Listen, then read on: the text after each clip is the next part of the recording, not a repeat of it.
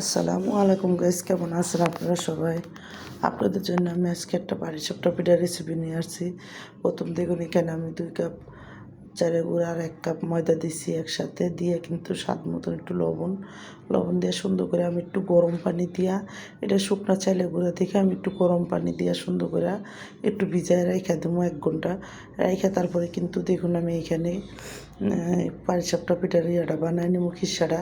তো খিরসাটা বানানোর জন্য আমি এখানে গাঢ় দুধ নিছি আধা কেজি। আর এখানে দেখুন বেশি করে 1 কাপের বেশি হবে আমি গুঁড়া দুধ দিছি, 2-3 চামচ চিনি দিছি, অল্প একটু গুড় দিছি একসাথে দিয়ে। এখন আমি ভালো করে এখানে কিন্তু একটু পোলার চালের গুঁড়া দিয়ে দেবো অল্প করে।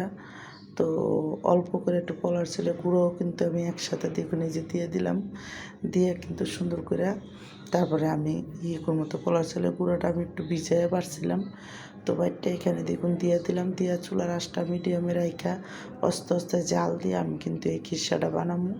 আর গুড়টা সুন্দর করে গলা পর্যন্ত যাতে নিচেতে লাগিয়ে না যায়, এই জন্য আমি বারে দেখুন লাড়া দিয়া আমি কিন্তু খিরসাটা বানাই নিছি। আর যখন খিরসাটা হয়ে গেছে আমি এখানে 2 চামচের মতন ঘি দিয়ে দিলাম যাতে সুন্দর একটা গ্রান করে, এই জন্য। তো দেখুন আমার খিরসাটা কিন্তু অনেক সুন্দর করে হয়ে গেছে। শক্ত যখন হয়ে গেছে তখন আমি কিন্তু খিরসাটা উড়াই দেবো। তো ভালো মতন ঘিটা আমি সুন্দর মতন পুরাইয়ার ভিতরে লাগাইয়া এখন কিন্তু আমার খিরসাটা রান্না শেষ। তো আমি কিন্তু খিরসাটা উঠাই দেব। তো এদিকে দেখুন খিরসাটা সুন্দর মতন হয়ে গেছে, পরে এখন খিরসাটা নামাই দিব। নামাইয়া আমি ওই চালের গুঁড়াটা দেখুন একটা ব্লেন্ডারের ভিতরে নিয়ে নিচ্ছি, ভিজা চালের গুঁড়াটা 2-3 চামচ এখানে গুঁড়া দুধ, 2-3 চামচ চিনি, স্বাদ মতন এখানে আমি একটু গুড় দিয়ে দেবো বেশি করে আন্দাজ করে। গুড়টা দিয়ে ভালো করে দেখুন আমি হাতটা ধুয়ে তারপরে কিন্তু একটু পানি দিয়ে দিছি, দিয়ে কিন্তু আমি ব্লেন্ডারটার ভিতরে সুন্দর করে একটু ফেটটা নিছি। ফেটটা তারপরে কিন্তু এখানে আমি দেখুন ব্লেন্ডারটা ধুয়ে আর একটু পানি দিয়ে দিছি। তো পানিটা দিয়ে এখন কিন্তু দেখুন চুলার আঁচটা কমাইয়া যখন ফ্রাই প্যানটা গরম হয়েছে একটু তেল দিয়ে তারপরে কিন্তু আমি এখানে পাটিসাপটা পিঠাটা, তো প্রথম চুলার পাটিসাপটা পিঠাটা আমার একটু ভেঙে গেছিলো গা।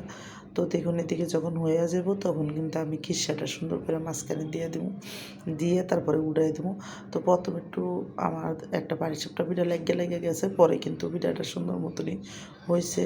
তো আমি আরও আপনাদের আমার এই পাটিসাপটা পিঠার রেসিপিটা যাদের পছন্দ তারা লাইক সাবস্ক্রাইব দেন, প্লিজ আমার ভিডিওটা বেশি শেয়ার করে দেন আর সাবস্ক্রাইব করে দেন। আর এইভাবে একবার হলে পাটিসাপটা পিঠা বানিয়ে খেয়ে দেখেন, অনেকই মজা লাগবো। তো আমার দেখুন এদিকে কিন্তু পিঠাটি সুন্দর করে হয়ে গেছে। আর আমি কিন্তু আপনাদের ইয়ার জন্য আমি আরও একটা পিঠা আপনাদের দেখাইতেছি বানাইয়া। তো দেখুন আরও একটা পিঠা কিন্তু আমি এখানে দিয়ে দিলাম, দিয়ে কিন্তু সুন্দর করে পিঠাটি আমার বানানো শেষ, আমি রেখে দিলাম।